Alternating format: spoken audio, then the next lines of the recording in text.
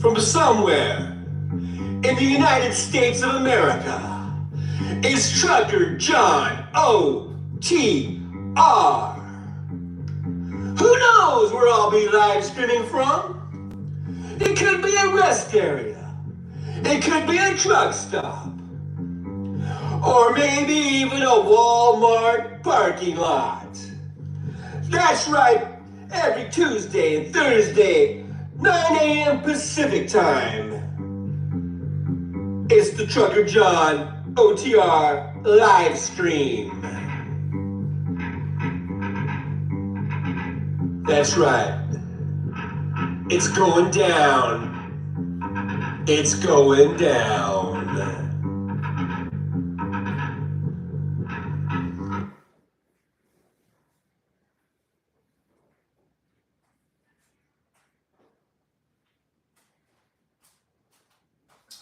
I'm a truckin' across the USA, yeah, I'm truckin'.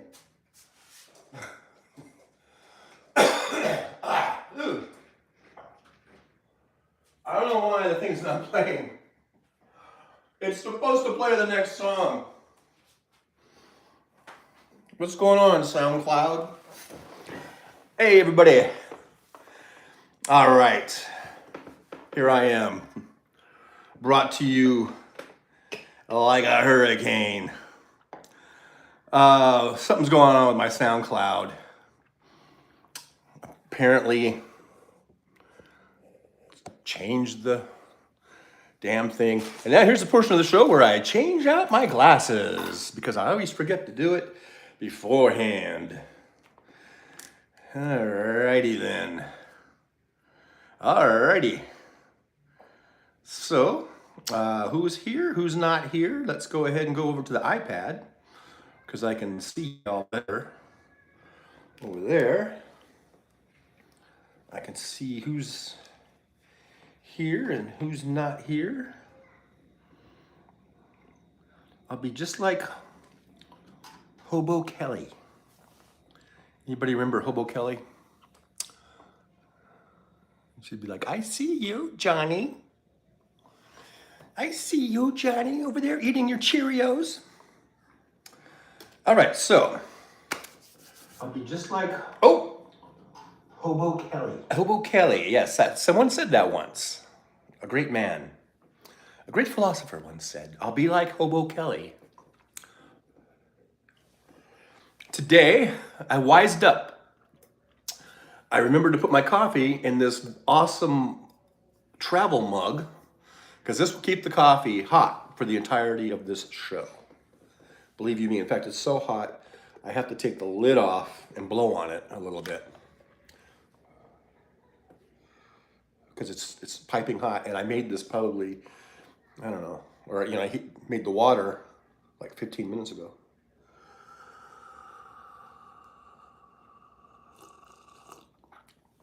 Alrighty, so there's that.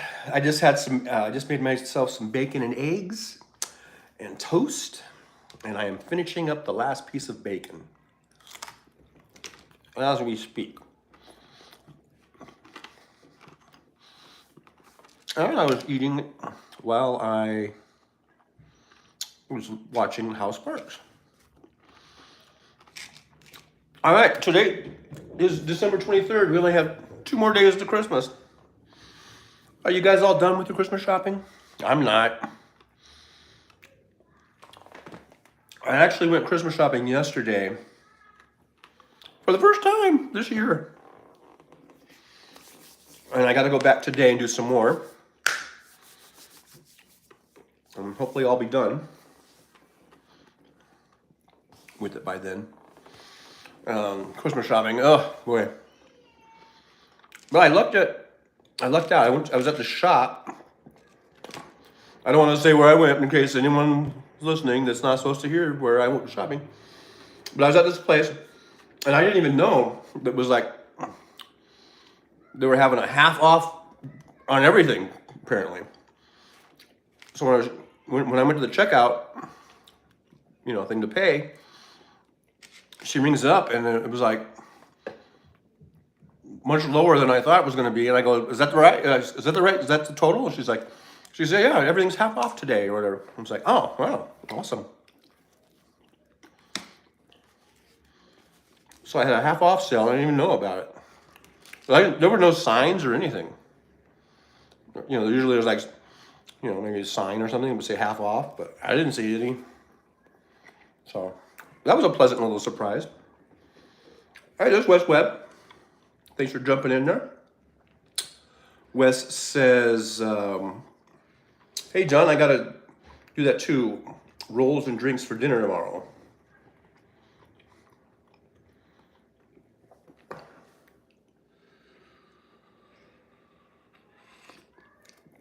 Yeah, so tomorrow I'm hitting the road down to SoCal. And I'm going to spend Christmas Eve and Christmas. I'll end up spending, you know, 2 nights down there at my daughter's. And we'll all be together. And here's what happens, you know, when your kids start to, you know, they get married and they're in relationships and there's these other families and stuff. So my son and daughter-in-law, they'll be with us on Christmas Eve, but then on Christmas they're going to go down to her family, I guess, and for Christmas. So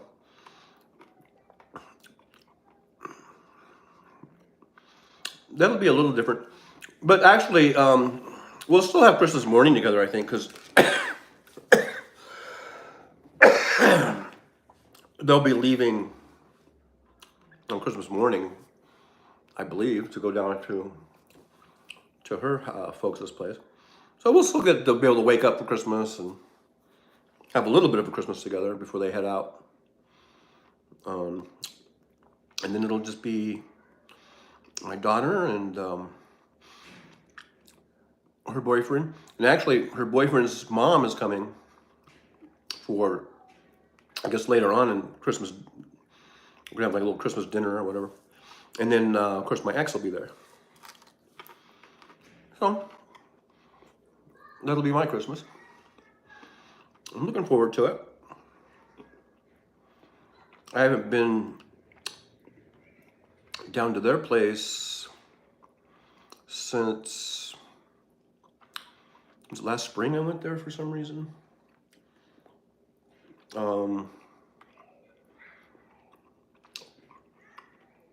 I missed all the holidays. Usually I go down there like 4th of July, Thanksgiving. Thanksgiving I was too sick. Hey, Kimchi. How you doing? Thanks for being here.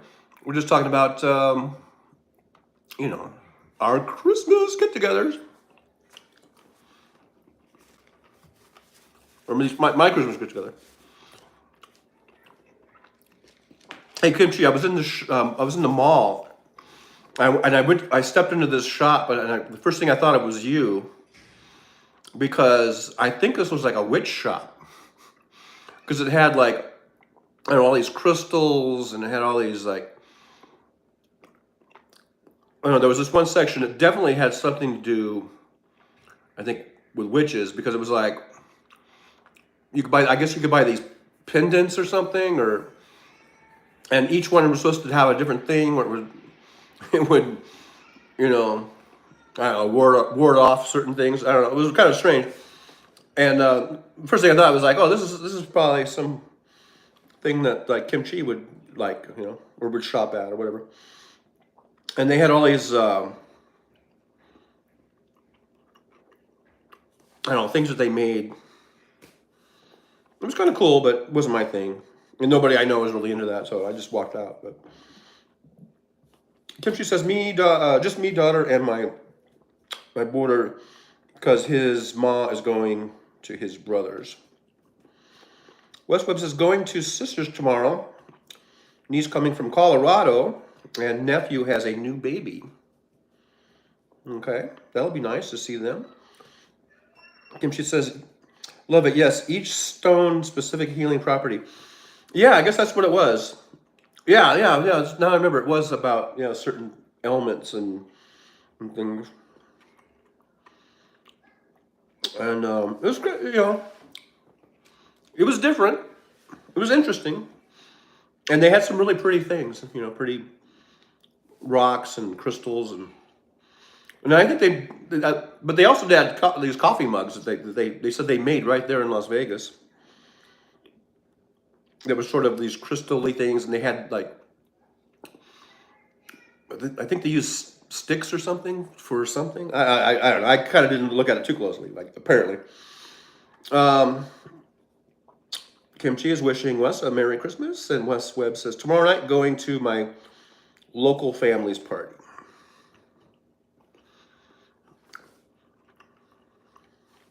Wes Webb says Monday it will be the same folk but fewer folks.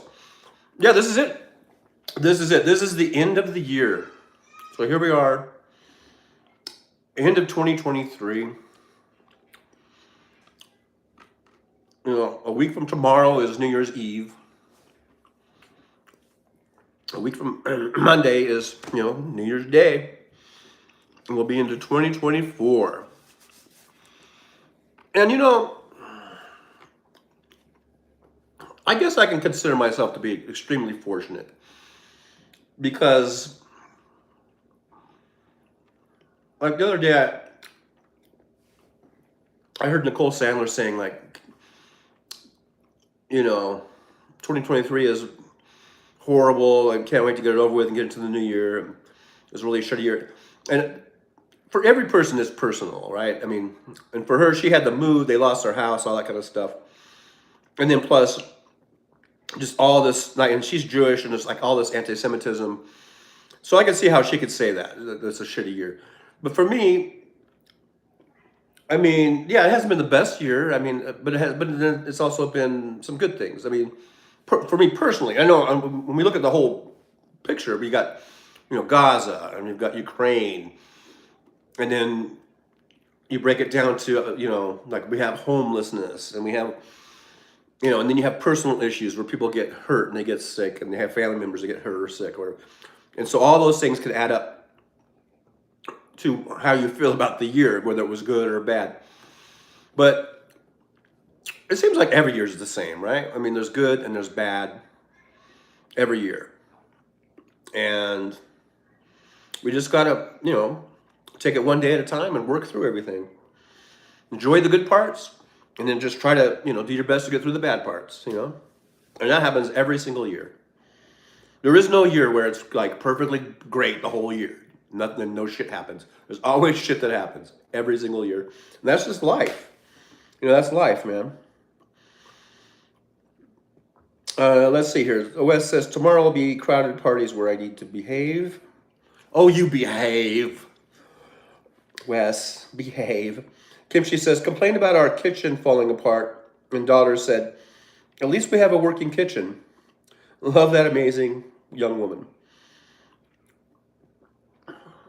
And then what says, or die. So behave or die. Oh, behave. Come on, that's my Austin Powers, man. Don't you guys recognize my Austin Powers? It looks like we got no Jolie today, which is completely understandable because we're right here. Day before Christmas Eve. I'm sure she's really super busy with family and Christmassy stuff. So, and this is an impromptu. I'm really scheduled for Tuesdays and Thursdays, as my little theme song says. But I'd like to try to go on a Saturday too, just to touch bases with everybody and just to be kind of a royal pain in the ass. They're like, oh no, there's that trucker John. Guess I better go, check him out. See what his boring ass is doing today. But yeah, I just thought I'd come on for a little bit. I do have to go out and finish up my Christmas shopping. And all of that. And all that stuff.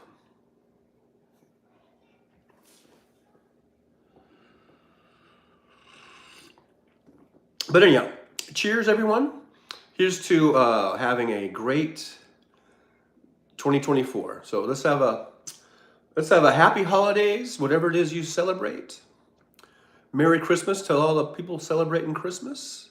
And that includes agnostics and atheists. They look, I go back and forth between being an agnostic and an atheist, and I was raised a Christian and all that stuff.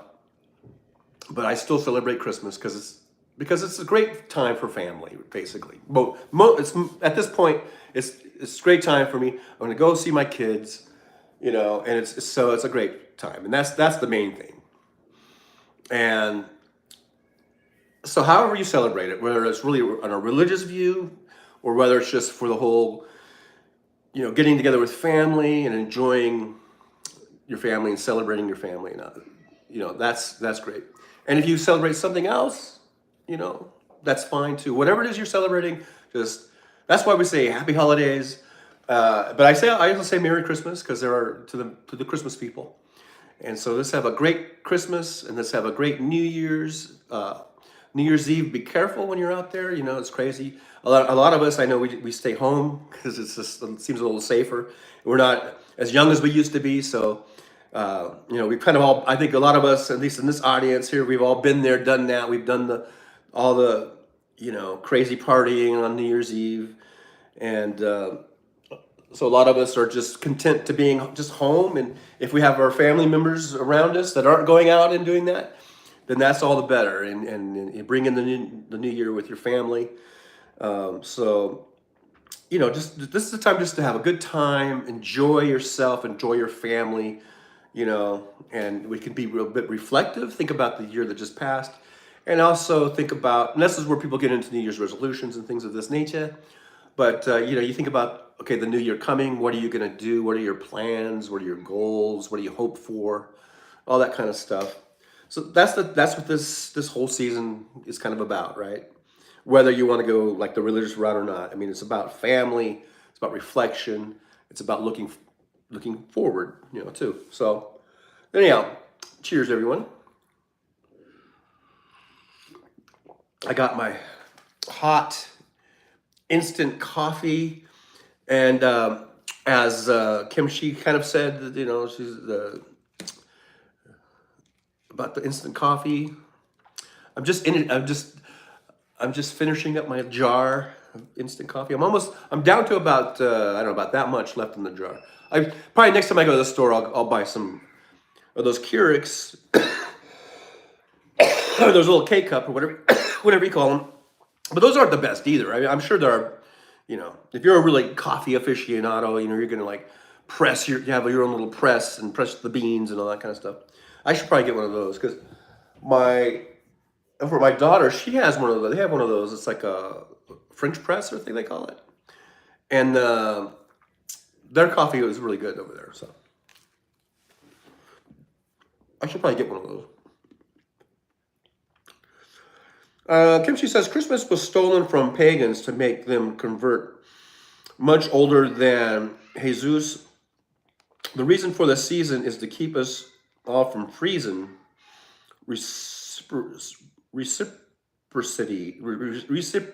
I can't read that word, Kimchi. Vicious. Well, I think the reason for this season is that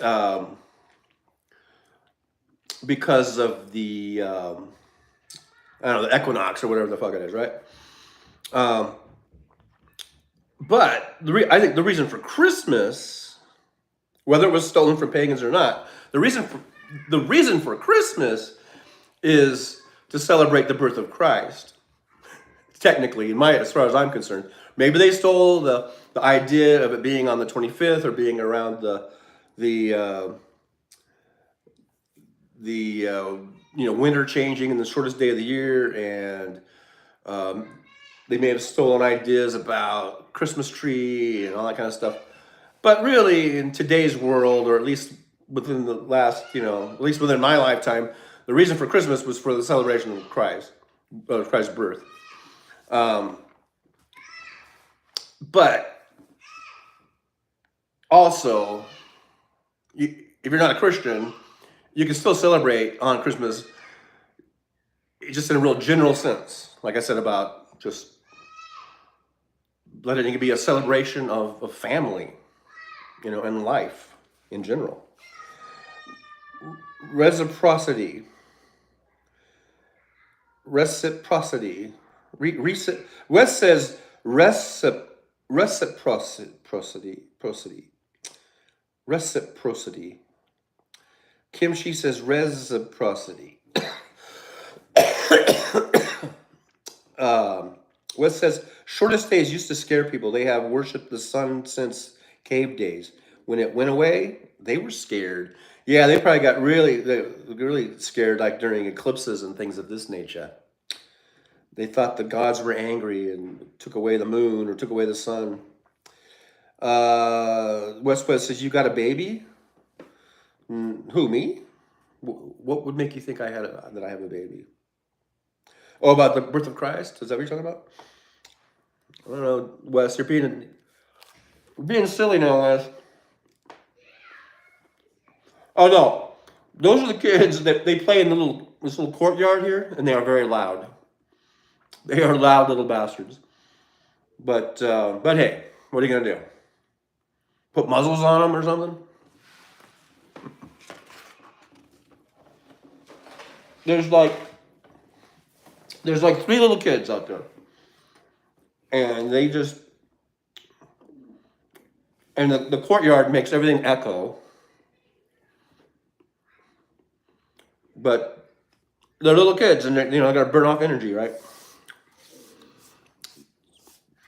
So it is what it is. Kimchi says reciprocity. Oh, no, well, see now you got, it's not reciprocity. Okay, reciprocal. I think that's reciprocal gift giving. I make jelly, and you make sweaters, and everyone has enough. Oh, I see. Wes says somebody just said a new Trojan cookie. Are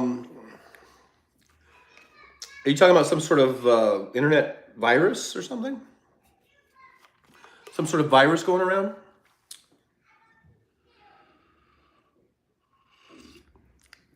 Well, be careful what you open. I hope I don't open something by mistake, because that would be horrible. And then get attacked by malware or something in this nature. I would not like that. I would not be a like into that. So thanks for the heads up, Wes Webb. Look out for those Trojan cookies. I think that's what we're talking about. I think we're talking about some sort of thing that you open up and it attacks you with malware or a virus or something of this nature. Can you give us any more information? Is there some sort of a name or something to look out for? Or just your standard, if you don't recognize it, don't open it. If it's not sent from somebody that you know or that you feel confident in, and there's anything that all looks suspicious about, so like an email or a text, I guess, with a link, don't open it. Don't click on it.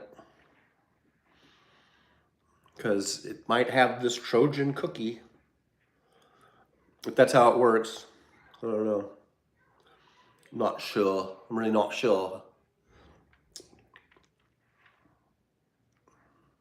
I'm not the brightest, as I said, I'm not the brightest light in the chandelier, but I ain't the dullest one either. That's what I like to say. That's sort of my motto, I guess. I'm not really sure if that's a motto or not. Okay, so I think I'm going to just go looking for some headlines. What's going on over here? What's going on over here in the news today? Anything exciting besides that Trojan cookie? Because that wasn't the most exciting thing, but that was a good heads up, though. Yeah, those kids, they're really loud. I should go out and tell them, Kids, I'm trying to do a live stream. Could you please please just tone it down a little bit, please? Um, West Webb says, get rid of it, but then I couldn't type. I mean, got rid of it, but then I couldn't type. Huh. Kimchi says, I am one of the brightest, won't hide this blinding brilliance. That's why everybody has to wear sunglasses when they're around you, because it's just so bright. You know what I mean? You know what I mean? So if everyone's wearing sunglasses around you, that's why. Because it's just, you know, you're burning everyone's retinas out.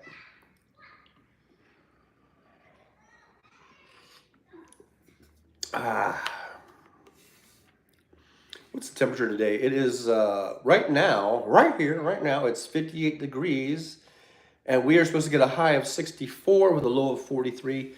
And man, it has been so nice. I think this time last year it was a lot colder, as I recall. So we're having a really warm winter so far. Kimchi says, or I gave them a black eye. I don't know.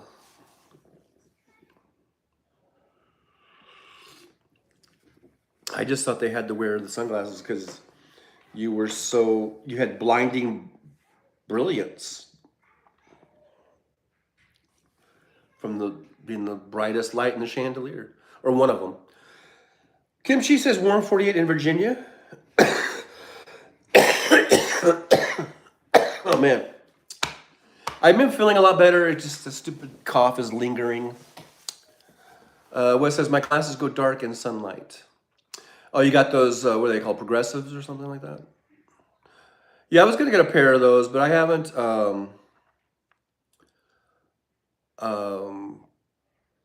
Like, these are my reading glasses, but my prescription glasses, those are my first pair that I got in my whole life of prescription glasses. So I just went with just basic things just to kind of get used to wearing glasses and all that kind of stuff. But I think I'm going to do probably sometime after the new year, I think I'm going to get another eye exam just to make sure, that I get the latest, prescription. And then I think I'm going to get maybe some of those progressives. Sit up straight or not cough so much. I don't know. Yeah, that might be an issue. Because it does seem like, I don't know, like if I'm, like I won't cough, but then when I go to bed and I lay down, then all of a sudden I start coughing for a little bit, and then I stop. Or if I go to the car and I get in the car, then I'll start coughing for a little bit, but then it'll go away. So it's kind of like when I change positions or something. Maybe sitting up might. So I'm going to sit up. We'll try to get a little bit not all slouchy, and maybe that will help. But what says photo gray? Photo gray. What's that mean? Like overcast skies? I don't know.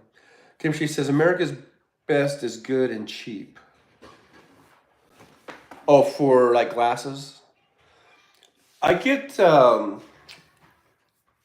emails like from, was it Parker Werbley or Parker Woobly, whatever it is, and those seem pretty cheap and like they're good quality too, hopefully. But I don't know. West says I've got to do that too. Do a little walking, clear your lungs, or singing. I should sing. Kimchi says photograph. For photo gray.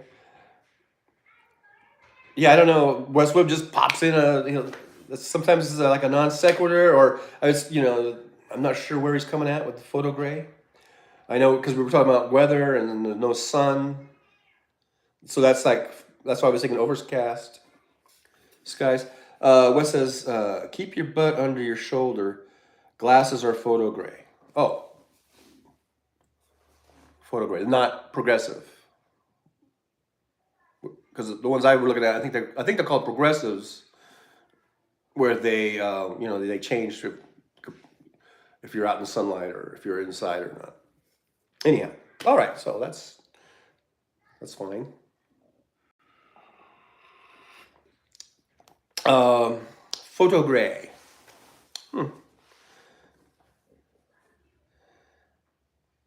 Westwood says we have one called Northern Illinois Optical. I bet you do. I bet you do have one called that. But the one that I get solicited for in my emails is, and I guess they've had TV commercials. I think they're a big company. You guys remember that? You guys know what I'm talking about? It's like Parker something. Kimchi says, my daughter has progressive and loves them. I prefer contacts. See, that's the thing too. I've never, worn contacts, so those would be kind of cool, I guess. Well, see, the thing with me, I have bifocals, so I don't know if I could get contacts because, I have better long range sight. My short, the close up stuff is what's gotten really bad. My long vision is still pretty good. So that's why I have these bifocals. I mean, there is still I do have a prescription, for the top part too. See, I kind of slouched. I started coughing. So I don't know. Did they have? I guess they have. They have bifocal contacts. I don't know. Warby Parker or something. Yeah. It's Warby Parker. They seem to have good deals. They send me these little advertisements to my email. Wes says lowest prices. Kimchi says they make bifocal contacts too. Yeah. But I guess I would have to. I guess it's easy to figure it out, but like I've never put in a contact. It just seems weird, like having to do that and that. But I don't know. I guess you would get used to it, and it's maybe better than glasses. But so I don't know if I'll ever get contacts. So I might just always wear glasses. I don't know. But this is all kind of new to me. Like I just started wearing prescription glasses. Like I said, it was just earlier this. I guess it was this year, right? I don't think it was last year. I think it was earlier in this year. So I'm all kind of new to the whole prescription glass thing. Kimchi says, I don't like them though. Prefer reading glasses. See, I'm wearing reading glasses here because I got. It just seems it's easier because I'm looking at the iPhone, I'm looking at the iPad, reading the chat, and it just keeps everything, But if I'm wearing my prescriptions, then I'm always going back and forth, kind of like this, just because I'm trying to see the TV, I'm trying to see whatever. So it is much easier for me just to have my reading glasses on when I'm doing these live streams. And when I unpacked the truck, when I unloaded the truck, and I was unpacking my stuff into this apartment, I found because I would buy these. I would buy a lot of them are cheap, like at Pick and Stay, it's their dollar store or whatever, and you can get these really cheap. And then some of them I paid, I don't know, $10 or whatever at like a truck stop if I needed, because I would always lose these. It's amazing how you can lose stuff in a truck, like in a little confined area. So as I unpacked everything, I have a whole bag full of reading glasses. I must have there must be at least a dozen or more pair of reading glasses that I found and some have never even been opened. They're still in the original package and everything. And so stupid, like how did I? Because I needed glasses because I was just using reading glasses all these years for the past 5 years or whatever, and then I would need reading glasses in order to read my Qualcomm and to read my maps and stuff like that. I could still my long range sight was good, but for the close up stuff, and I needed reading glasses, and I would buy these reading glasses, and I couldn't find them. And then when I unloaded the truck, like I said, I found at least a dozen. There's like a whole bunch of them. Maybe I should just give those out for Christmas presents or something. But most people either don't need glasses at all that I know, or they need specific prescriptions. I don't know. Here we are at the Trucker John playground. If you guys can hear the kids, they just have a great time. Those kids, though, they play and play and play. See, now it's kind of quiet because I just saw them. They went back around the corner, like so. Now they're terrorizing the other courtyard probably, and then they're going to come back around. So, yep, there she is. I see one of the kids dragging something, pipe or something. Anyhow, Westweb says, until this retina stuff, I had good vision after LASIK and cataract surgery. Yeah, I was thinking about getting LASIK. I'd like to get LASIK. But the doctor did say I had cataracts coming in, like little tiny little baby ones. And he said it probably won't be a problem, for quite a few years. And then I would probably have to get cataract surgery to have them removed. So I don't know if I want to get LASIK. And then, I mean, I guess you can still get LASIK, but I don't know. Kim, she says, cheap ones are plastic lenses. Prefer glass readers. I don't know what these are. Probably plastic.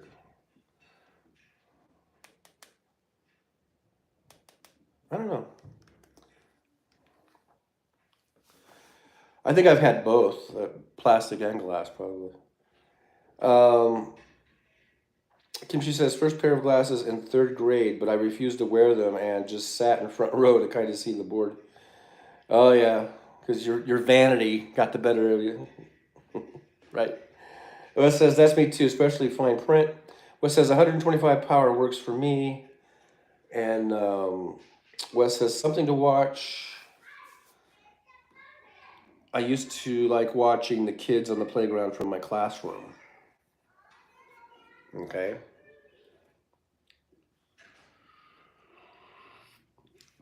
Coffee is still hot. This thing will keep the coffee hot, like I said, for hours and hours. Wes got mine done in 2020. The LASIK, you got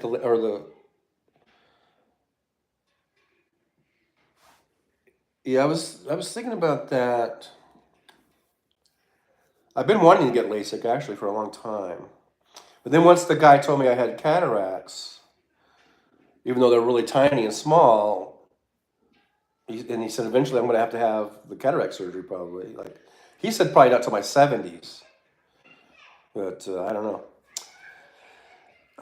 Wes says I have some like that from Dollar Tree, but put them on my pianos and by the computer.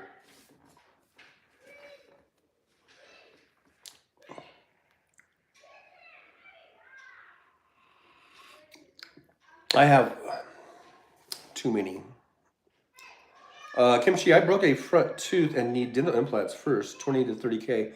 Yeah, see, I want that's what I was thinking too. I need to get the dental implants first before I do the eyes. So I want to do the teeth first, eyes second. And cataracts. You did your cataracts in 2020. Wes did. Yeah, it's 20 to 30 grand, and that's why I was thinking about going to Thailand, because you can get literally the same, that thing that's 30 grand, you can get it for about 3 grand in Thailand. And they're supposed to be really like top-notch dentists there. It's not like they're crappy dentists. They're supposed to be, it's according to everything I've been reading, it's supposed to be really good quality. What they use, the implants that they use, the materials and everything, and they're supposed to be very well skilled dentists and everything. So I don't know. So then you got to figure, okay, so you're going to spend anywhere from $1,200 to $1,500. Well, this is from the West Coast uh, in airfare for round trip airfare. So if you're like on the East Coast, you could add another what, at least $500 to it to that. So if you're at, so you're looking at what 1,700 to 2 grand, I guess, in round trip airfare, unless you could find a good deal or go at a certain time of the year where it's cheaper, um, things of this nature. But so you got your airfare you're gonna do. Now hotels are pretty cheap. I mean, you can find a nice hotel. They have like Holiday Inns, and they have Hilton Inns, and then they have all their other places. They have Airbnb, all that. You can find some nice, decent hotels in either Bangkok or Pattaya. Pattaya. That's kind of the two main cities that have these dental places. Um, these surgery centers, I guess, for their dental procedures, and it's really cheap. I mean, you can get rooms for probably $30 a day or whatever US. Um, and the food's cheap. You can get cheap food. You could eat your meals probably what would cost $20 a meal here, and it would be less than $5 a meal there probably. Um, so your main expense in going there would be your airfare.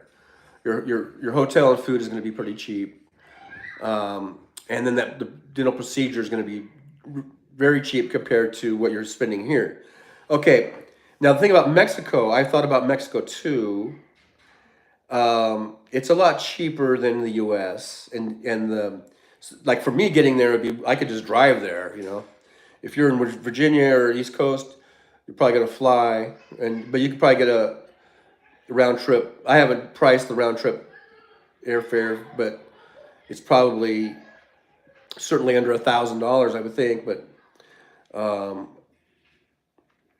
yeah, Mexico is closer, but and I did check the prices on that, and they did seem to be kind of comparable to Thailand, I think, as far as that. But they might have been a little bit more than Thailand, but not too much more. And but now I have doubts because my daughter-in-law said that she went to Mexico for it wasn't for implants because she's young and didn't I don't think she needed any implants, but it was for some other type of dental work. And she said they like they screwed it up, and she had to go and get everything all reworked and fixed up here or something in the States. So I know that's just kind of anecdotal. It's just one person, so, but still it makes me think, that Thailand's probably better because I've only heard good things about Thailand as far as the dentist, and there's lots of medical procedures and, cosmetic surgeries that they do there, and also medical treatments and all these dental things. And they've all gotten really, really good reviews, I guess, over in Thailand. But in Mexico, I haven't really researched it too much as far as what their what do you call it, rating is or whatever. But I do have this one anecdotal story from my daughter-in-law that sounded like a horror story. What happened? Um, but yeah, it is closer, so you would save in airfare, but your procedure might be a little bit more costly than Thailand, and your hotels and food might be just slightly more because the exchange rate isn't as favorable. The exchange rate in Thailand, it's like 35 to 1. It's like $35 to every Thai baht. That's why it's so that's why so many expats are going there to retire.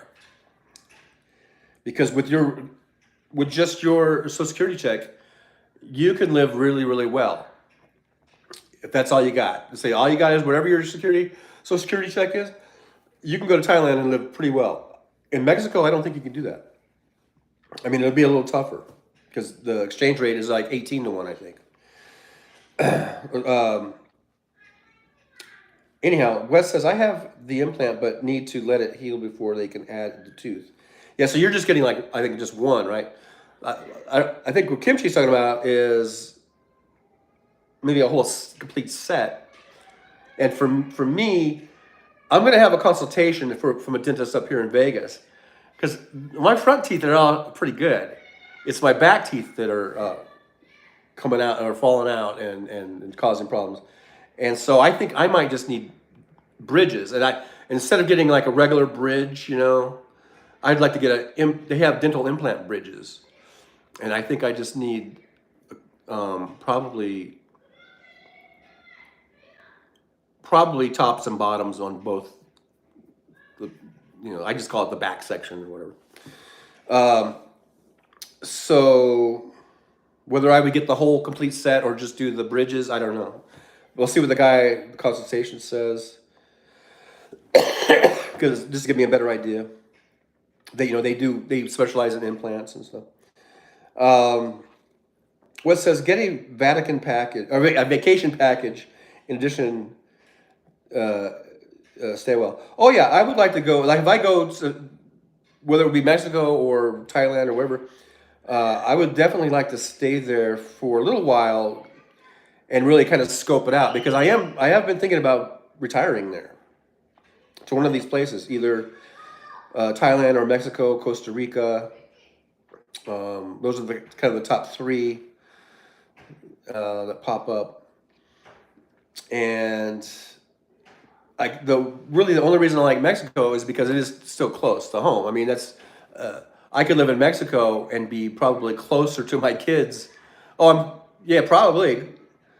Well, maybe it depends on where, and like it would be like if I went to somewhere in Baja or something, or if it's down like Puerto Vallarta or whatever, would be further. But it's not much further than being in Vegas. So, but if you're in Thailand, you're like on the other side of the world. You're in Vietnam basically. Thailand is right next to Vietnam. So, in case anybody was wondering, that's way out there, right? That's Southeast Asia, and getting to see my kids coming back would be a lot more costly and difficult and probably wouldn't happen very often. But if I was in Mexico, I could see like it'd be easier to come back and forth. And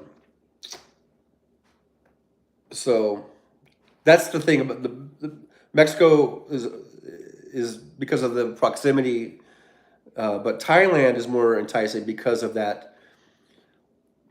35-to-1 ratio of dollar to the baht. It says Bangkok used to be a party city. I think it still is, or at least sections of it are. I mean, it's a huge city. It's 12 million people, so it's not all party city, but they have their areas, and it's can get pretty wild there. Kimchi says, if you go to Thailand, I want to go with you. See, that's the thing too. I'm pretty sure if I do go there, I'll be getting lots of calls from people like, "Hey, let me go to Thailand," and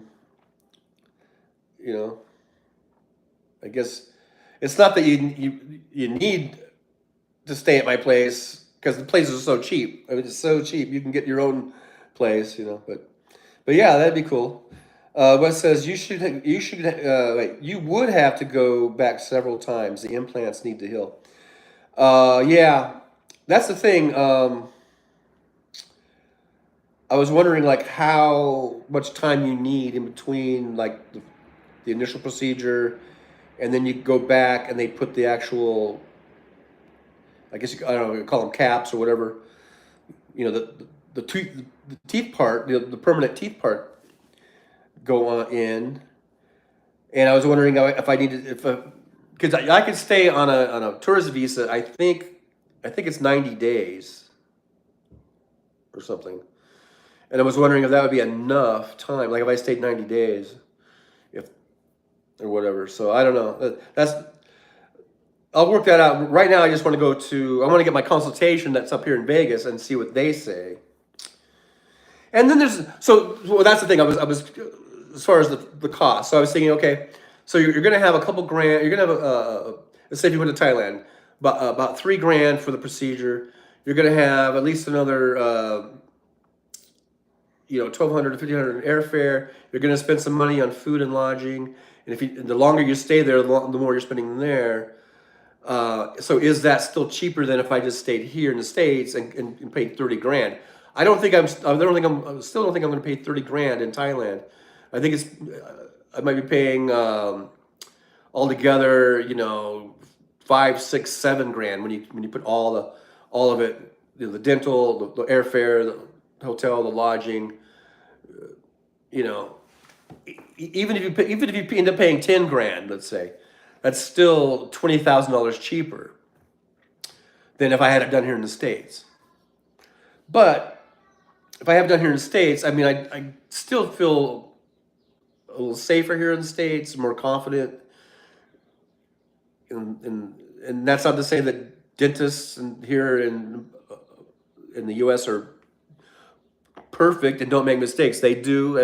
There's always a chance of something going wrong. But I still would feel safer maybe just doing it here in the U.S. I would feel maybe more confident that the implants they're using are the top of the line, are the best, and maybe in Thailand you're not getting the top of the line. So you kind of weigh all those things out, and then also you think about it in Mexico too. If you go to Mexico, it's the same. You're laying out the costs, and also are they good? Is it good quality? Is the work good? Is the actual implants, are they actually the good shit? So you just weigh all those things out. So you're pay 30 or 20 or 30 grand. It's probably going to be 30, right? By staying here, or can you save 20 grand or 25 grand by going to Thailand, or 20 grand by going to Mexico? So those are the things that you weigh out. But I guess for me, because I have been thinking about retiring to Thailand. It would be kind of like I'm getting my teeth done, but I'm also checking out the place to see if it is a place I want to live. And you could accomplish that. It's like you're accomplishing two things at once. You're getting the teeth, and you're doing this sort of reconnaissance mission to check out Thailand. Which is what I would do anyhow. If I wasn't, say, if I don't get the implants there, before I would move to Thailand, I would want to go there on a vacation, even though they say that it's not the same being on vacation. But still, if you go there with the mindset that you're there to check it out, with the possibility of living there permanently, then I would do that. And I think you have to scope it out, whether I would go to Mexico, Costa Rica, Thailand, or wherever. I'm still going to go probably for some sort of extended stay. Like I'd like to do like maybe 6 weeks or 8 weeks at a place, and really get a good feel for it, and to see if before I would make that permanent move. Let's see here. Where did I leave off?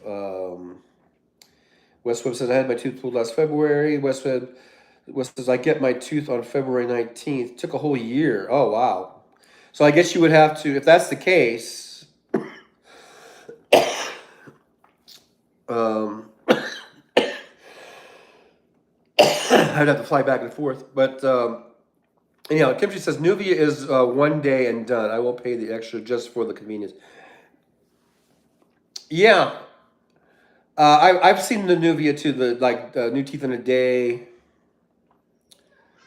And that's usually for the full set. If you're doing like what I'm thinking about doing with just getting the bridges, then they don't have that in a day thing. But if you're getting like just a whole new set, then you can do that. And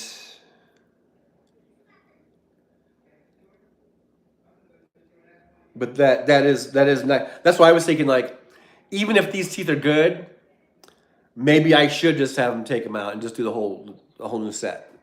And that way you got a whole new set. They're all matching color and all that kind of shit, right? So, but I'll find out more when I do that consultation, that consult.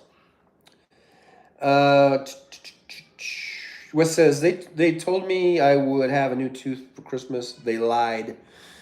See, that's when somebody says something and they get it wrong. Let's say, I don't really consider that to be a lie. I just consider that was a mistake, or they made an error.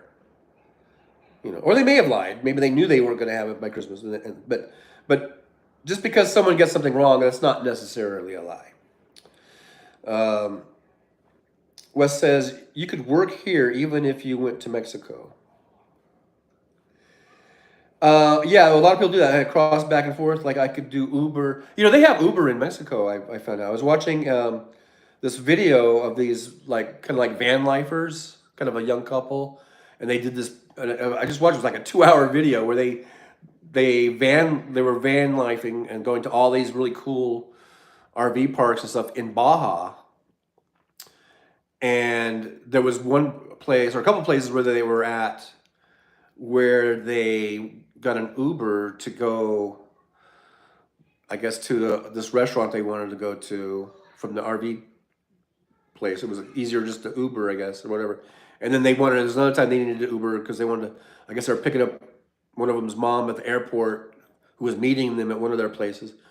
So apparently there's Uber in Baja, but I don't know how profitable it is, but if I'm close enough to the border, I could come up and do Uber like in San Diego probably. That's a thought though. Yeah, that's an idea. Wes says my dentist could do 5 molars for $30K. Wow. See there, $30K just for 5 molars. And you can go to Thailand and get a whole new set of teeth for, I believe it's like $3,000 from what I saw. Wes says he's very good, not the very cheapest. Wes Webb says trial. AJ, hey, there's AJ. How we doing, Trucker John? I'm doing all right. How you doing, AJ? You still on the road, or are you getting home for the holidays? You gonna make it? I know that's always a thing. When I was on the road, trying to get home for Christmas or for birthdays or for Thanksgiving, and it seemed like you were either gonna be like, the way it worked out, you were either gonna get there like way too early, and you're like, man, I could have used those extra 3 or 4 days of money, be on the road, or if you pressed it and took that last load or whatever, then it's like you're gonna get there you're gonna get home at the last second, or you might even miss the holiday. It was always it was either too early or too late. It seemed like it was really hard to pinpoint it. To get home when like ideally I would like to get say for Christmas and Christmas Eve. Maybe like I would want to get home today, let's say. But the way it would work out, it would probably would have got me home Wednesday, which is you can use the extra time at home, or it might not get me home until sometime on Christmas Day or the day after Christmas. Kimchi says for single implants you have to let the corpse bone fuse for a few months. Full implants are drilled into the jaw. Yep. Kimchi says hi, AJ. AJ says, how was the Blue Muffin restaurant? Yeah, that's the Blueberry Diner, I think you're talking about. And it was good as usual.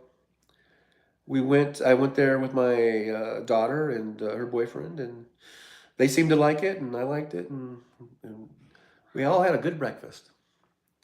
Westwood says the cost of a single tooth implant may turn people off right away, as the price can reach up to $5,000 for one single tooth. There are more affordable implants that are around $1,000. And Wes is saying, hey to AJ. Wes says maybe 6. Wes says, it is not easy being without one whole side of my mouth to chew. Yeah, I can imagine.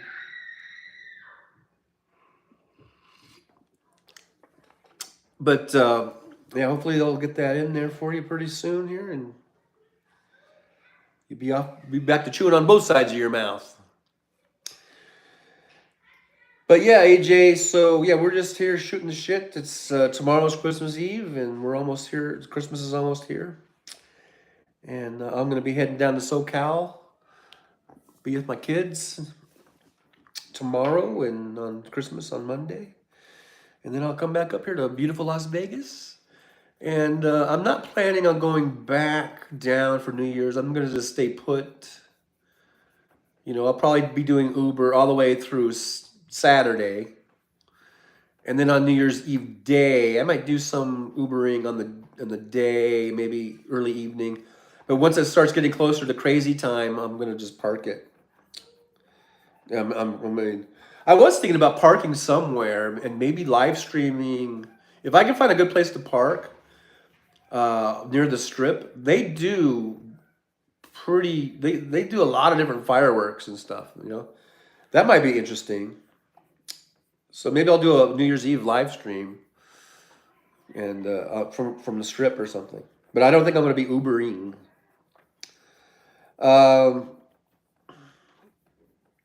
Wes says that's what I had done. Bone graft to fill the root holes. Oh boy. Kimchi says my boarder got 15K, 59 dentures, and they keep breaking and hurt, and he still can't eat. So implants sound better to me. Yeah, and it's important, I guess, to get those implants. Like we're talking about bone grafts and stuff, because the longer you go without them, and if you have like I guess missing teeth or whatever, like I do have some missing teeth, so you start losing, the bone, and then they might not be able to do the implant. But I think I'm still good. But that consult should tell me everything I need to know. Wes Webb says he could have put in a temporary bridge, but that would cost even more. Yeah. Wes says, how was the Blue Muffin? Well, I think AJ was talking about the Blueberry Hill restaurant. There was no Blue Muffin. They do have blueberry muffins at the Blueberry Hill. My daughter did get some. Did she get a pie? She wanted blueberry pie, I think, because she saw some pie. So for breakfast, I had both myself and my daughter's boyfriend. We had like normal breakfast. He had biscuits and gravy. I had I got the ground. It's called the grub staker. This is basically like this really good hamburger patty with bacon and cheese. So I had that, and it comes with eggs and hash browns and toast. And my daughter, I believe, just got blueberry pie because she was just wanting the blueberry.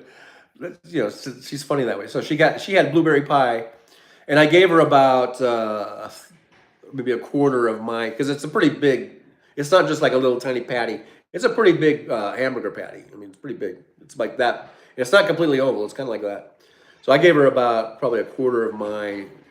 And then she had some of her boyfriend's breakfast. So, and she knew what she was doing. She was still gonna get breakfast food, but then she had her blueberry pie that she really wanted to get, and it looked really good. I didn't even take a bite of it because which she would have given me a bite if I wanted, but I was just chowing down on my grub staker. By the time I was done with that, she was already done with her pie, I think. But there was no blue muffin. There was a blueberry pie though. At the Blueberry Hill.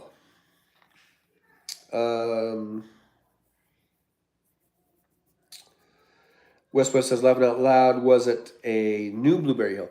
It was the original one that I first went to when I first discovered Blueberry Hill. So if you think back in your memory vault, remember when I was actually doing live streams from that restaurant? I did videos from that restaurant.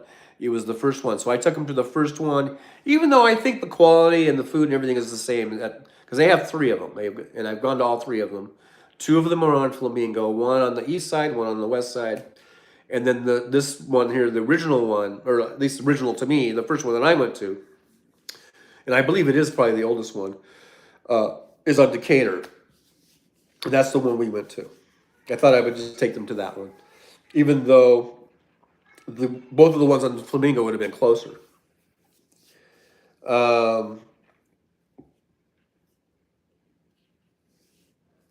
Laughing out loud wasn't a new blueberry. Oh yeah. Kim Chi says, "Be right back." Listening. Okay. All right. You keep listening. We'll keep jabbering. I'll keep jabbering. Westwood says, "I got. Oh, he's got to get going. It will be dark sooner than I think. Merry Christmas, even to Kim Chi." Laughing out loud. All right. Well, Wes, thanks for being here. Thanks for shooting the shit with me and just hanging out for a little bit. And you have yourself a merry little Christmas and a happy New Year. I plan on going live next week, Tuesday, Thursday. So we will have shows before New Year's Eve. So we'll be doing some, I guess, post Christmas and pre New Year's Eve shows, Tuesdays and Thursday. I'm not like those other people that take vacations and stuff and go and I'm going to be here in the trenches. Hey, there's AJ. AJ says, I will lose you maybe on I-94. Okay. Alrighty then. So be careful out there, AJ. If I don't hear from you, have a great Christmas wherever you're at. If you're on the road or if you're at home, wherever it is, just make the best of it and be safe out there, AJ. All right. Thanks for being here. But I'm just going to go ahead and keep jabbering for a little bit. We need to get those watch hours up, people. People. Hey, people, we need to get those watch hours up, people. Because in 2024, you know how I was talking about, we think about probably leading up to New Year's Eve, we kind of reflect on the year, we reflect on what the good, the bad, the ugly, you know, the things that we went through. And Wes says, I can listen on my phone. This is phone. Yes, you can listen. That's what I do sometimes. When Hal's on or whoever, I just put my earbuds on and go about my business. But leading up to New Year's Eve, we kind of reflect on the year that's passed, and then once we get to New Year's Eve, and into New Year's Day, and then the first, that first week of New Year's, we kind of think about the year that's coming and what's going to happen. What's and it's not just like the presidential election or anything like that. It's all usually a little bit more personal. What's going on in our lives for this next year? What are we going to do as far as our jobs or our careers and our families and our housing and our dental procedures and things of this nature. And whether you do resolutions or not doesn't really matter. But we all do think about kind of like, we kind of lay out, even if we don't write it down. It's like some people probably write it down and they might have a big charts, or whatever. But some people, no matter what, I think we all even kind of just mentally have a little list of, I'd like to do this year. I'd like to go maybe have a nice vacation. I'd like to go see this or see that. Or I would like to, save up for a new car. Or I'd like to, maybe get a new house or whatever. We all have these things, and then the resolutions are like, I want to lose weight, I want to exercise, and all that kind of stuff, which usually, lasts for about a week, and then and then you're right back to where you were. But yeah, you can leave down in the comments, like, what are you looking forward to for next year? I know we're still not at Christmas yet. Maybe we'll save that. Think about that maybe on the Tuesdays and Thursday shows. Especially Thursday, because we'll be getting really close to New Year's Eve then. And but just kind of think about like some topics of discussion maybe for next week. We'll start thinking about 2024 and what we hope to see, what we hope to do, what we hope to accomplish for ourselves and our own personal lives, and then maybe bigger picture stuff. The country, where would we like to see the country go, and all that kind of stuff, and the world. Why not? Why leave out the world? But yeah, so kind of think about that for next week. We'll talk about that. But first, let's get through Christmas. We got Christmas first. Well, for me, hey AJ, thanks for asking. How was my year? I think my year, I can't complain. I really can't complain. It started off. Here's 2023. It started off in January. I think it was January, where every 90 days since I was contracting with Schneider, even though I owned my own truck free and clear. But I was running under their authority. I didn't get my own authority. I was running under their authority. So they have a deal where, a rule or whatever, that you have to get your truck inspected every 90 days. Like if I was owner op and I had it under my own authority, it would only be every year, actually, that it would be required. But since I was contracting with them, their requirement was every 90 days. So in January, I went in and, I've been doing my PMs regularly. I've been doing, oil, that's oil changes and all the filter changes. And, they go through and they inspect everything and I was getting, well, if I, there were things popping up, especially that last year, and I would get them fixed. And sometimes it was minor things that would only cost, basically less than $100 or something. And then there were some big items that cost, $1,000 or $1,500 or $2,000. But I was handling it. I was trying to keep the truck going. I wanted to keep it going as long as I could. I had, ended up having 850,000 miles on it. AJ says, did you used to run strict tens? I don't know. Oh, you mean 10 hours? I would run just whatever, you know, uh, just whatever I needed to get to where I was going, because each load had a delivery date. And so I would just, I knew what I needed to do to get there to that time. So I might run 8 or 9 hours. I might run 10 hours. Hey, Benny Loco. Benny Loco, PMs is planned maintenance. I must. Yeah. Or preventative maintenance. Benny Loco says, Happy Merry everything, y'all. Thank you so much. Yeah, happy holidays. Happy. Thanks for being here, Benny Loco. We've just been shooting the shit. So anyway, I was telling AJ here, asked me how my year was. So I was just going to go through that real quick. And okay, so I went into, it was somewhere in January, around the mid or end of January. I took the truck in and it failed the inspection. And there, I had a couple of times where I think it failed, but it was an easy fix usually. Like an airline had a crack in it, and they would just replace the airline or something. Um, and Benny Logo says, "I'm thankful for cannabis." Oh, okay, cool. Um, but this time it was a rear main seal that they found a leak because I didn't see leaks on the ground. I wasn't seeing and they found the leaks during that inspection. So they failed me, and so I couldn't run. I was like, you can't run until you get it fixed. So I took it home. I went ahead and what did I do? Because I remember I was at Wheeler Ridge at the petrol there. That's where I had the inspection done, and I think I was under a load, and I was delivering down to, I think, Fontana or something. So I think the guy did me a favor by like not processing it because I still had time um, for that inspection. Like the deadline hadn't. I still had, I think, another maybe a week for the absolute deadline to get the inspection done.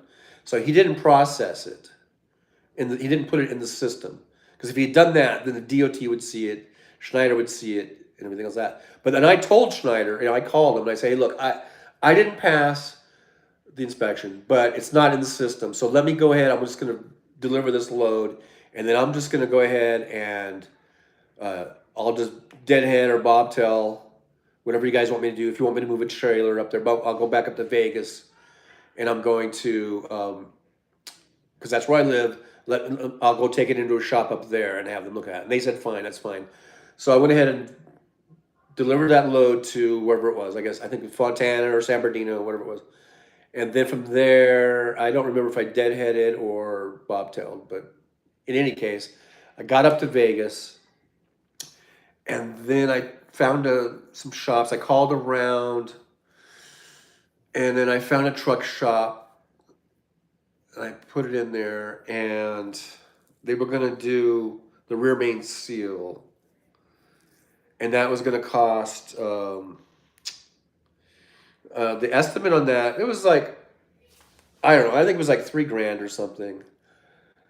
And then, but then they had they had the truck in there for a while, and then they called back and they said, look, it's not just the rear main seal. There was like all these other leaks. There's like head gasket leak. There's, you know, all these other different leaks going on. I mean, it's like you're gonna need like just a major overhaul.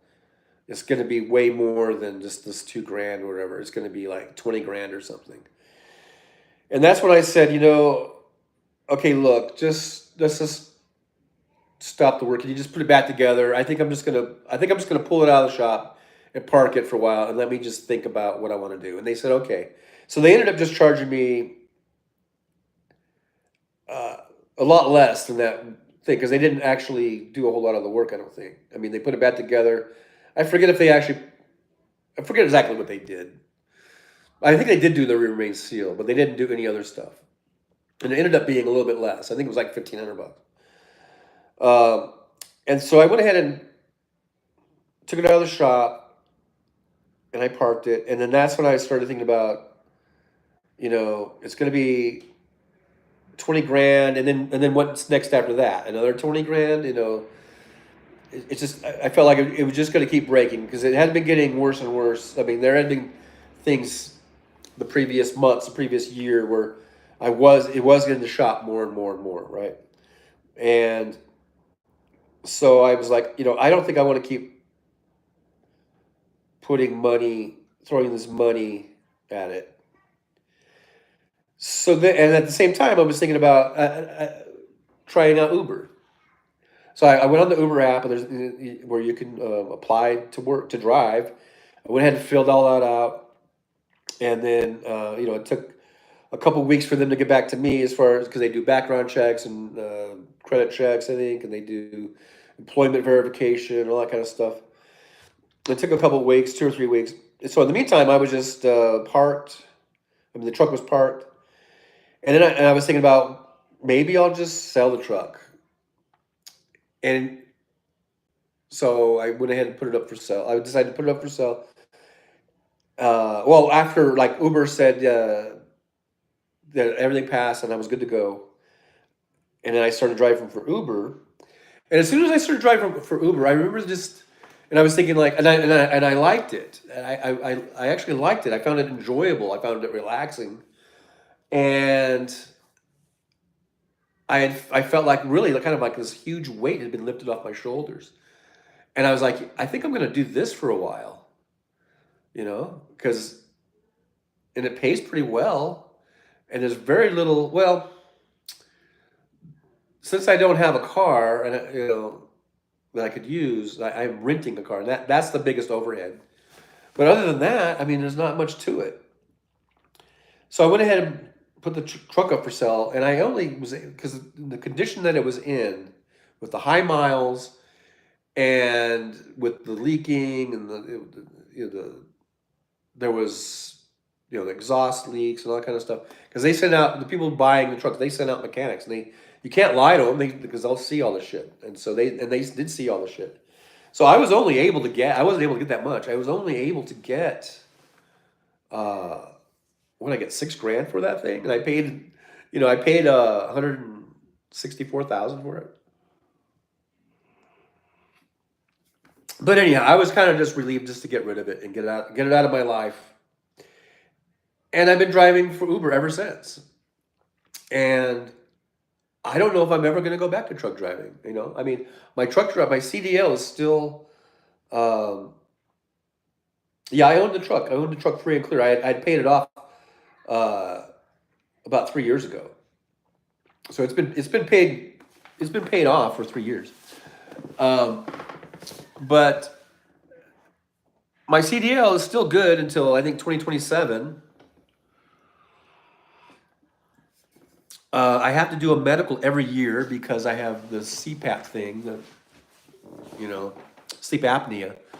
So I have to do a physical every year to keep this medical certification alive and valid. So I guess I'll just keep doing that just in case if I, just as a backup, if I ever want to get back into trucking or if there's really some really great offer I can't pass up or whatever, at least I'll have my CDL and my medical certification up to date for the next few years. But I don't see me really going back. I've been enjoying doing Uber. I've been doing that all year. Um, I was living in, for the first few months, I don't know, a couple months, I guess, I was actually kind of just living in my truck. Because where I had been living, actually renting a room from another truck driver, but that a couple years ago, he moved. So for the last couple years, whenever I came home, I was just staying in hotels, because I would only be home for a couple nights and I would go back out on the road. And I could usually find cheap motels, especially during COVID. The hotels were dirt cheap. And then so when I came home this year, and I was actually sleeping in the truck, or I was going back and forth between hotels and sleeping in the truck, And then so I finally found a place, and it was kind of hard to find a place because I really didn't have an address for the last couple of years, and so I rented this place, that Manor Suites, which is kind of like a hotel that has long-term rental. And it's really expensive. It was almost $1,600 a month. And then I was able to find. So I moved out of the truck into that place, sold the truck, and then I found this place. I've been here a couple months now, I guess. And it's not the most fancy place in the world, and it's a little bit run down, but it's not that bad. And I got this one bedroom for $825. So I'm living cheap. I'm just living cheap, trying to save up some money, and I might go to Thailand to retire. I don't know, but that might be a few years away. Who knows? So that's basically my year, I guess. And I think it's like a new chapter in my life, doing truck driving for a couple decades, being on the road really for the last 10 years a lot. Like the first 10 years, it was kind of off and on. I was doing some over the road. I was doing some local. I had some periods of time off where I was out of trucking for a little bit, or I was kind of doing this one local company where I was like on call. And sometimes I would go, weeks and weeks without even working, and then I would go, and then they would get busy, and I would do 4 or 5 or 6 weeks where it was just nonstop, So I was doing that.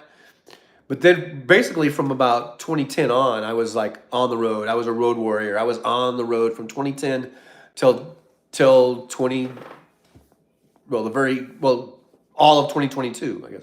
So for like 12 years, I was on the road almost constantly, where I was just home for 2 or 3 nights at the most, after being out for 6 or 7 weeks or 8 weeks sometimes. So I did that for 12 years. And I think that really kind of took a toll on me, maybe physically and I think mentally, because it was really, really weird to stop doing that. And it was really kind of a relief. It really kind of felt good to stop. Like I say, it was like this big weight lifted off my shoulders. AJ says, where did your money go, man? 20 years of driving. Well, my money went to my kids, to their education, to their well-being. Most of my money went to them. And and plus I'm not very good at saving money, because I had a house in California and got rid of that.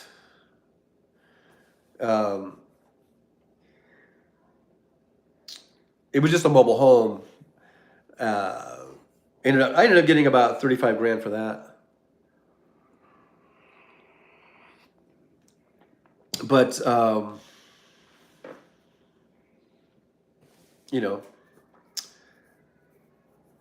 not a millionaire, but I'm doing all right. So I guess that's basically my year. My year in review is the truck didn't pass, and I didn't want to spend any more money into it. I got into Uber. I really loved it. I still love it, and I don't think I'm going to go back to truck driving. And and I'm looking forward to 2024 to see how it goes. Um, let's see. Looking at the chat here. Billy Logo says rules is rules, keeps the road safe. But yeah, I own my truck. Oh, yeah, I already answered that. Yeah, I bought it out free and clear. In 2015, I paid that off. Or no, I bought it in 2015. It was 2018? I think I paid it off in 3 years. So a lot of my money went to that. I mean, it was a $164,000 truck, and I paid that thing off in, I guess, I'm trying to remember what year it was. Was it 2019 or 2020? I think it was 2020. I think it took me 5 years to pay it off. So I guess I had it. I guess I had it free and clear for just a couple years. Benny Loco says, gotta run, so much to do, so little time, stay safe. Alrighty, Benny Loco, have a good one. I know we're just a couple days from Christmas here, so I know everyone's doing the last minute stuff, shopping and decorating and getting ready for the festivities. So yeah, it's busy time. So yeah, but thanks for stopping by, and you have a happy holiday and Merry Christmas. AJ says, how long did it take you to pay it off? It took me 5 years. AJ says, where did your money go? 20 years of driving. Like I said, it went to raising my family. AJ says, would you purchase real estate in Thailand? I don't know. You can get. I mean, I've been looking at YouTube videos, and I mean, they've got some pretty nice places that would go for probably. I'm sure several $100,000, $500,000-$600,000 here, or maybe more even, for like 60 grand, you know. So maybe, I don't know though. Like I say, I would like to go there on a sort of an extended trip and really see what it's like in real life. Because I've been watching these videos, and there are some beautiful areas. I mean, it's beautiful. It's gorgeous. There are this one city. I'm kind of butcher the name of it. Hue Hin, something like that. It's like right on the coast. It's in the Thailand Gulf, and this one guy does all these videos from there, and it looks absolutely gorgeous, gorgeous, gorgeous. And you can get condos, you can get apartments really cheap. You could buy a place there. They're, like I say, really nice places that would be in US dollars, even 30, 40 grand. You could get a really nice little house or a little place or a little condo or something. So, but I would like to go there and just and you know, get a feel for it and see if it's someplace that, because it's so far away. I mean, it's so far away from my family. So, you know, I don't know. I might just stay here in Vegas. It's either going to be Vegas or maybe back to California or maybe Mexico, but I don't know. Because if I go to Mexico, I don't know. That's a whole other thing too. So if I went to Mexico, I really want to find a place where there's a lot of expats, you know, because I feel like it's strength in numbers, you know.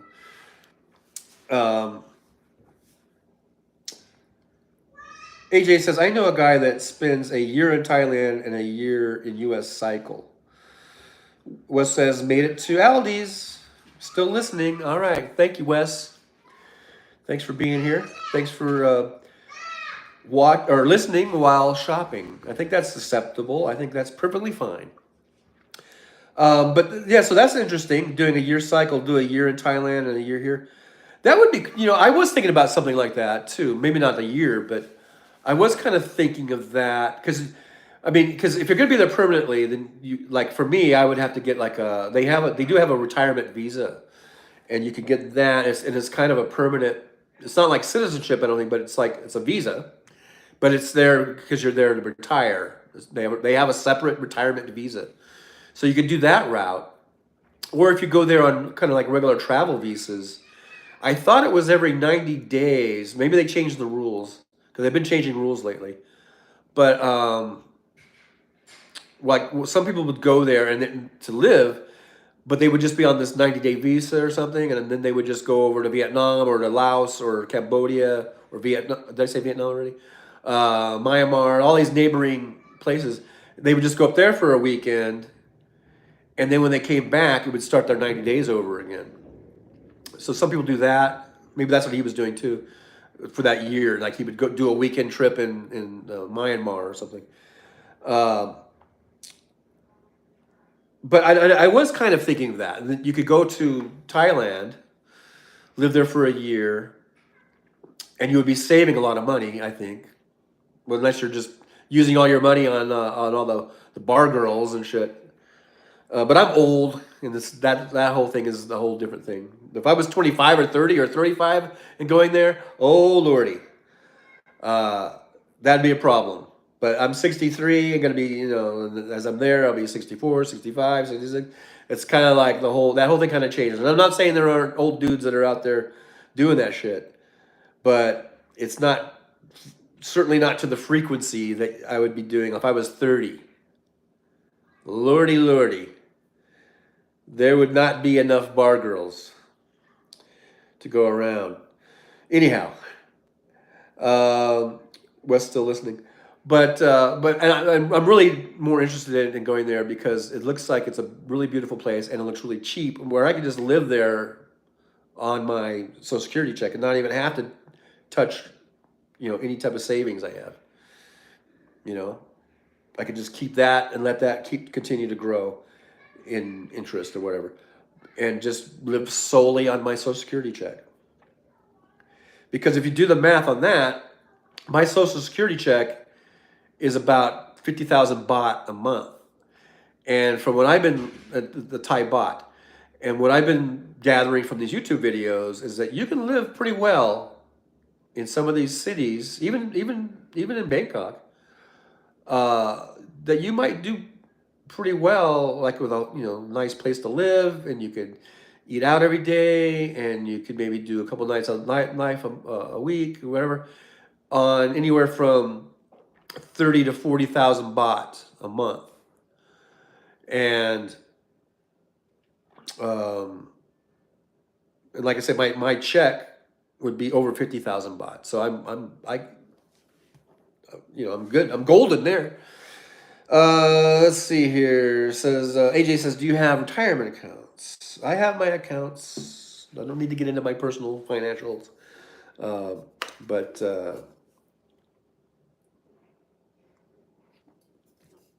yes, I have stuff set up.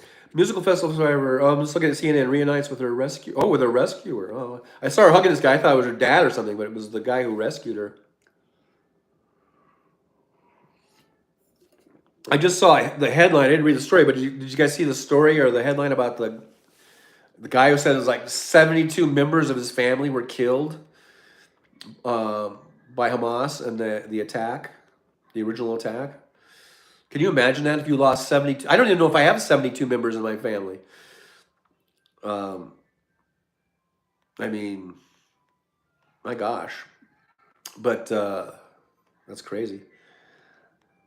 Oh wow, they're at the festival grounds and they have pictures of all the people.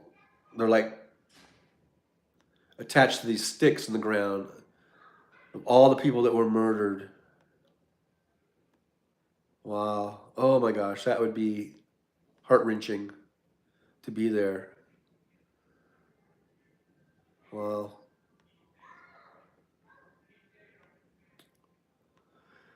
Just remember, to any, especially my Gen Z crowd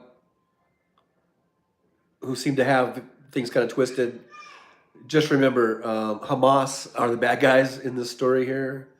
They are the terrorists. They are not liberators. They do not care about Palestinians. They kill their own people. They use their own people as shields. They build their headquarters and their rocket launching facilities and stuff underneath hospitals and schools and places where people they know are living. They kill their own people. They are not the liberators. Some of these fucking weirdos want to say that they are. Just know that Hamas. You can be upset about the war, and you can be upset that so many civilians are dying. That's very valid, and you can criticize maybe Israel for maybe not being careful enough, but just know that Hamas is still attacking Israel, and they're using the Palestinian people as a shield. Okay, so just here's Hegemony. Thanks for hey, I haven't seen you in a while. Thanks for popping in. Make sure you guys give me the like and the subscribes. We've got 7 thumbs up, so that's good. But make sure to hit the thumbs up. Hegemony says it's not that many Gen Z that believe that shit. Don't let dipshit TikToker destroy the reality. Distort the reality.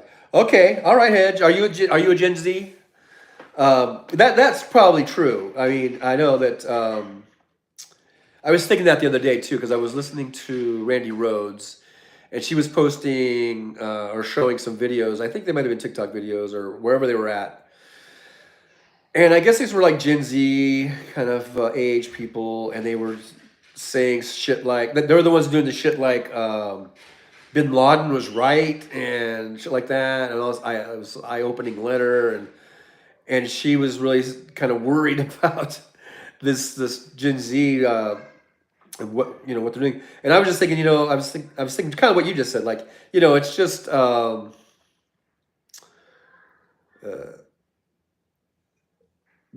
This might be somewhat isolated, as a few people that are, but they are putting out disinformation and misinformation. So you got to watch out for that. Millennial. Also, Hegemony is a millennial. Okay, so you're a little older than Gen Zers. I suppose maybe you have Gen Zs. My kids are Gen Zs, I think, because they were born in 97 and 99. And I really haven't talked to them about this stuff. I don't like talking to them about because a lot of times they upset me because I don't understand what they're thinking. And they know how I feel. Let's see here. AJ says, what do you think of Biden relieving previous cannabis charges? I think that's great. I mean, I think that, well, I mean, I haven't really read the article. I see the headlines, and I'm guilty of not reading the articles and stuff. But, I mean, it's pretty much getting legalized, at least at the state level. It hasn't at the federal level, but on the state level, it's getting more and more acceptable and legalized. Whether it's some places it's still just medicinal, other places it's both recreational and medicinal. It's becoming more and more in the mainstream. It's more and more accepted. And it seems kind of a shame, I guess, if someone is doing some long prison term for pot while everyone else is out being able to just go down the street and buy it now, So I don't really have a problem with that. Hedge Enemy says, edgelord bullshit. Edgelord bullshit. I don't know what that's what is that about? Edgelord bullshit. I don't know what that means. I do what you know what it means. That went right over my head. So if you want to expand on that or expound on that, that'd be great. Because I do not know what you're talking about, sir. I don't know why I said sir, because I don't know what I just assigned whatchamacallit to you. I should have said them, I guess. I don't know. Sorry about that. Anyhow, Hedge Enemy says the Gen Zers saying fucked up stuff. What's edgelord mean? Hedge Enemy says are being edgelords. Edge? Like they're edging people. Huh. This is the first time I've heard that one. AJ says, do you think CDL holders should be able to use cannabis? Well, I never did. because I didn't want to take a chance of getting a random drug test. So I just stayed away from it, even though there was stuff you could buy at truck stops that had CBD oil in it. You know what I mean? Uh, you've probably seen them at truck stops. There's like CBD stuff with CBD in it, and I would never even buy it, never even try it, even though it's right there on the counter. You could, and I believe it, you could legally buy it. I never took a chance, and I guess because I've never really been a big pot smoker, even when I was younger and partying. Of course, in high school and college, I smoked pot. Um, but pretty much by my late 20s, I really was out of that scene, and I've never really been a big pot smoker. So it wasn't really an issue to me. But I guess people who do smoke pot a lot and you become a truck driver, then I guess it's an issue because it's like, do you want to take a chance of that coming up on your drug test, which you are subject to getting at any time? It's a random drug test, and I had it where sometimes I would go over a year. It seems like it would be a long time, 18 months, or I don't know if I ever went 2 years, but it seemed like that without getting one. And then all of a sudden, I would get like three in the same year. You know what I mean? So it was. So you just never know. Um, and if let's say you even on your home time, let's say you're home for a few days, and you smoke some weed or you take some edibles or whatever, or even it's some sort of CBD product, and but then when you go back on the road, you don't take any. You don't do any of that. And then what if you get called in for a rando? And because I don't know how long the stuff stays in your system, I don't know. I really don't know. Like if you're doing blood, because because I would do. They would take blood and urine. Sometimes I had some times where they took your piece of your lock of hair, not a lock of hair, but like just a hair, right?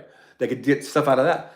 So, and I heard that goes even further back than like blood or urine as far as what's in your system. But like I said, I never had to worry about it because I didn't drink. I mean, I have occasional beer here and there, but um, never. When I was out driving or whatever, and no drugs of any kind. You know. But if you're a person that likes to do that, then I can see how that's an issue. And I don't know how you test because I think if you use some cannabis, responsibly, like when you're not driving and you're on your own time, I think you should be able to do that. But I'm just saying, what if you go back on the road and they do a random drug test and they're able to see that comes up, even though maybe you didn't. I don't know how long it stays in your system. I'm not educated on that. So, or at least as far as being detectable, right? So maybe you didn't take any cannabis for like over 24 hours or 48 hours or whatever it was. You only did it on your off time. And I think you should be able to do that, but I don't know what would happen if it came up on your drug test. So um, it's a thing. I guess it still needs to be worked out. But for me, I just like I said, I never had to worry about it because I never did use any of it. Hedge Jimmy says edgelords are people who push envelopes to get a rise out of people, like the expression pushing the envelope. I guess. Hedge says CBD is awesome. I use it every day.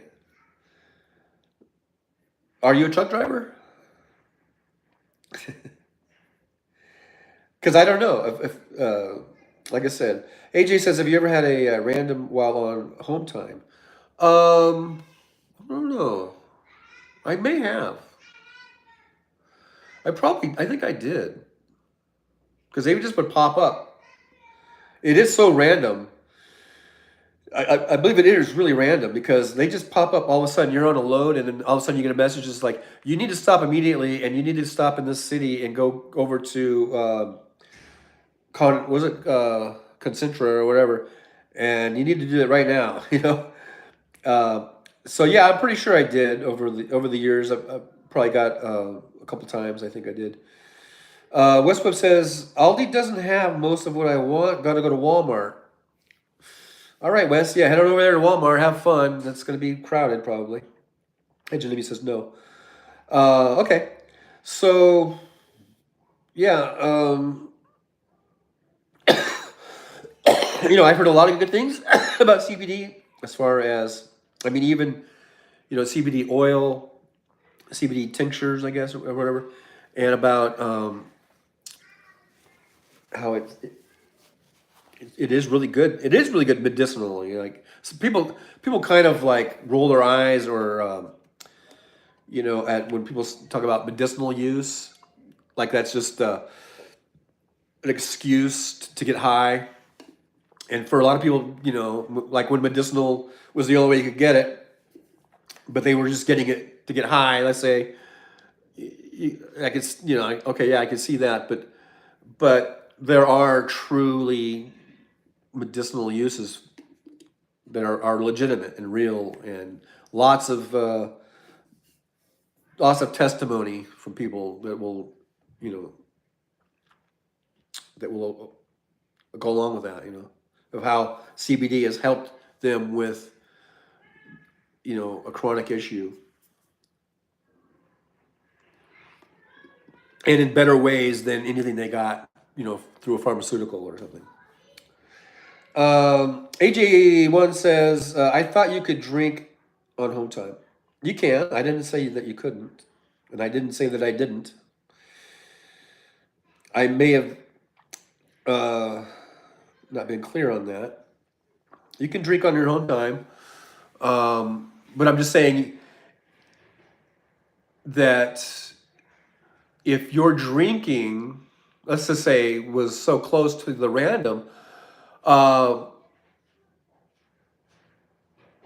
see, yeah, if you had, okay, so if you had a random drug test on your home time, and let's say the night before, like how long does alcohol stay in your system? I mean, it might, unless you're just, you you got the call and you were like at a party, like an early party, and you were already kind of tanked, and then your company is saying you need to get down to this medical office right now. You got to do it in the next hour or whatever, and you go down there and you still have alcohol in your system. I think that would. I don't think that would. I think since it's your day off and you're on home time, I don't think they could do anything about that. I mean, I don't think they could fire you or suspend you, or because you're on your home time. So, but I don't. It never happened to me, so I don't know. That I never went to a drug test where I was drunk or had been drinking, even on my home time. So I don't know. Hegemony says body processes like one shot per hour. AJ1 says, but you said you may have gotten a random while at home time. Yeah, but that doesn't mean, okay, let me be clear. That doesn't mean that every time I was on home time, I was just sitting around drinking. I mean, I hardly ever drink. So, and I never went into a drug test, a random drug test, even on my home time, where I had been drinking. I mean, if I had anything, it was probably just a beer, and it would have been like the night before. So, like I said, that was never an issue. Not once did I ever have to go in worried that they're going to find something, because I knew that A, I don't do any drugs, and B, whatever alcohol I drank, it was long enough that it wouldn't be in there. Long enough, the time had been enough had passed, because whatever alcohol I drank is generally just beer, and not that that's it's alcohol, but it would have been like a couple beers, like from 12 hours before, 24 hours before. So it was not once that I ever go in having to go, gee, I hope that doesn't pop up or whatever. Like I'm sure there's probably a lot of people that say, they're probably not too much worried about the alcohol because we know that alcohol, like Hedge Enemy says it, um, goes away relatively soon in a matter of hours. It'll be out of your system. But I don't know about CBD or pot or, some people I don't know. There might be dudes that go do meth or do coke or whatever. Um, I don't know how long that shit stays in your system as far as even if you don't feel high from it. Still, it might still be in your system, in your blood or whatever, and for a while where it's detectable on a drug test. So, but I and they so they would those guys would probably be going, gee, hope this doesn't show up. But like for me, I never ever ever had to worry about that because I never did anything as far as drugs. Like I said, if I had a beer in my own time, it was literally a beer or two, and it would be many hours before that drug test, which is usually in the afternoon sometime. You would get some notification, or they would if you're on your home time, you might get a call or an email from like for me it'd be Schneider, where they would say, yeah, you've been called in for a random drug test. Go to this office today. Do this within the next few hours. And call them and blah blah. So I never once had to worry like, gee, hope this hope this meth doesn't show up or whatever. Um, so it's just not an issue for me. But back to your original thing about should CDL holders be able to use cannabis? Um, I don't know if they're, what's going on that front. If they're because it does seem kind of unfair as that it's becoming so acceptable and so many people are able to use it, but truck drivers can't use it because if it's comes up on their drug test, they could get shut down for that. But we don't want drivers driving while they're under the influence of anything, whether it's cannabis or anything else. But that doesn't mean they shouldn't be able to use it when they're not driving. And even what if they're on the road and they're on a break? I mean, can you use cannabis when you start your 10-hour break? And then by the time, let's say you did some cannabis, after you're shut down for the night and you're relaxing, and then you go to sleep, and then you get up the next morning or whatever it is, and you don't do any more cannabis until the next night.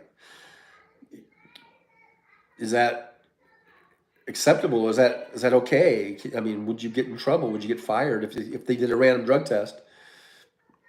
So it's interesting. It's an interesting kind of conundrum, I guess. But you know, but safety has been is number one, you know, issue there. So I don't know. AJ says, so you had been drunk. So wait, had you been drunk, you would have lost your CDL. I don't know. That's what I said. I don't know. Uh, it would seem to me that if you're on home time and you got a random and you had been drinking and it came up, it would seem to me that it would be noted that you were at home and not on the road. So, but like I said, I never had to worry about it, so I don't know what happens. And I don't think I've ever really talked to anyone where that happened. I have no stories about um, that happening. So, um,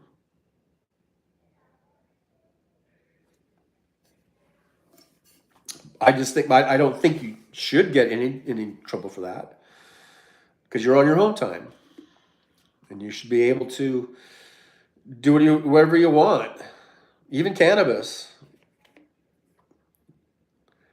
Now I don't know that if you should be able to do meth or cocaine or whatever or mollies or acid because a lot of those things are still basically, I think, illegal, right? But pot is for all intents and purposes in CBD, which is not pot necessarily, um, is for all intents and purposes pretty much legal everywhere you go. Now I don't know. I shouldn't say that. There's probably still a lot of states where it's not, but a lot of states it is. Probably at least half the states, right, where it's pretty much legal.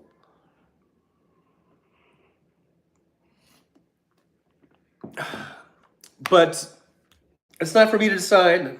To decide, it's up to, I guess, our legislators, and it's up to DOT and things of this nature.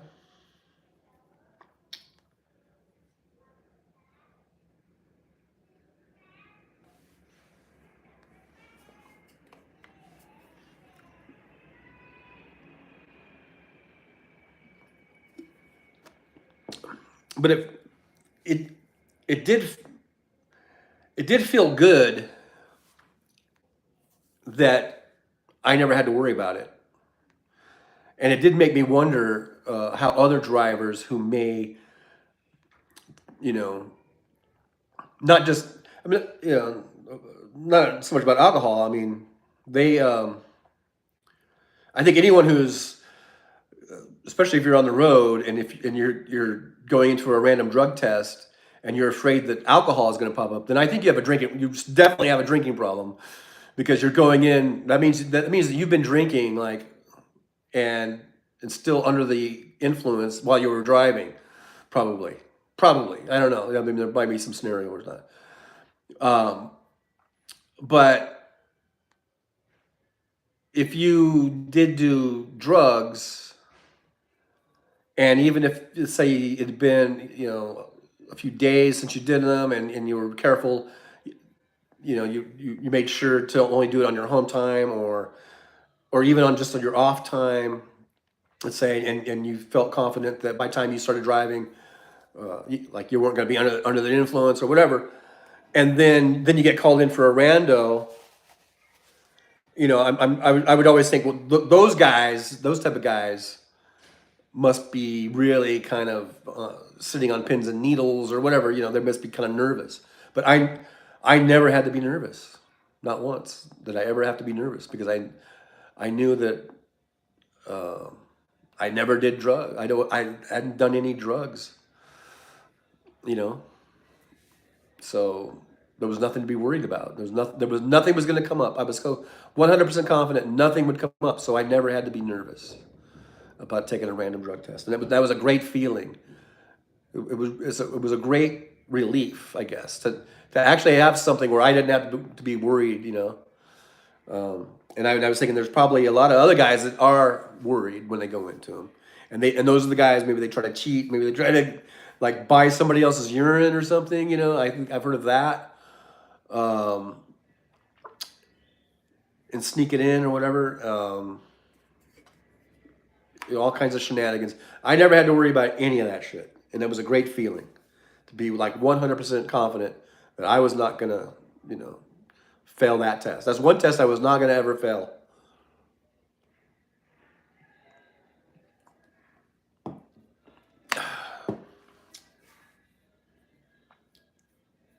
So that was a good thing.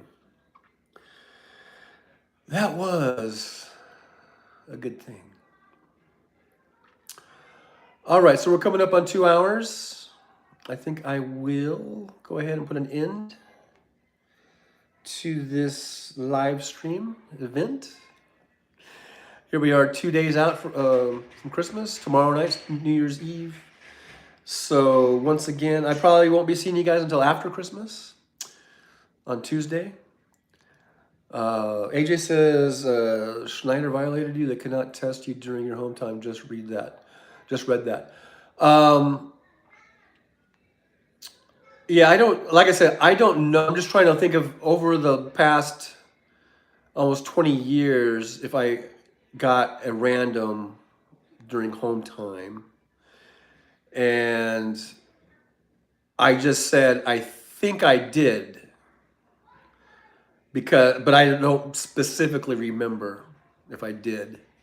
So I may not have, or at least not with Schneider. Maybe before that I did from some of these other companies. Because there was one company I was working for. It was a local company in Lancaster, and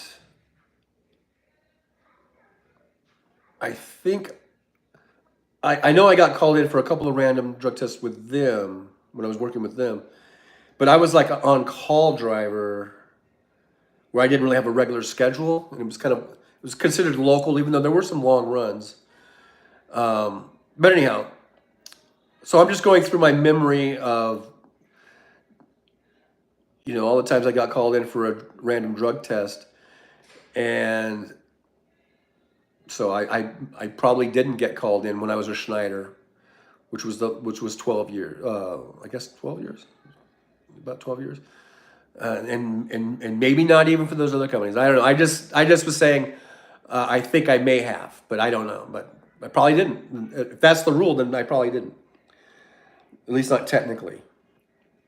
But